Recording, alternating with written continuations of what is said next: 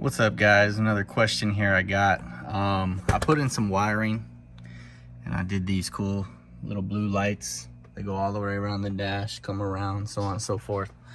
Also have them here and up around. It looks pretty tight at night. But the question that I have is, first off, if you guys don't know, this is the cigarette lighter. And all I did was wire tapped into the positive and the negative. And then with that, took the positive and negative and I hooked up a USB port so I can charge my phone, because you guys know the Z's don't come with them. My question is, make sure it all works when it turns on. It does. The lights work. They're all lit up pretty tight. Anyway, question I got for all you guys is where to put it. Where on this panel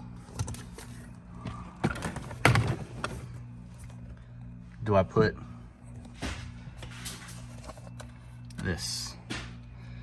So my first thought was right here under the cup holder, or maybe even next to the cigarette lighter, which still works, by the way.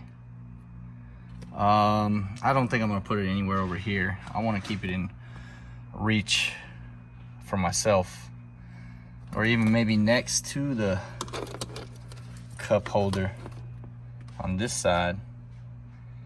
I don't know. You guys help me out. Under, side there. Probably could do it right above too. Let me know.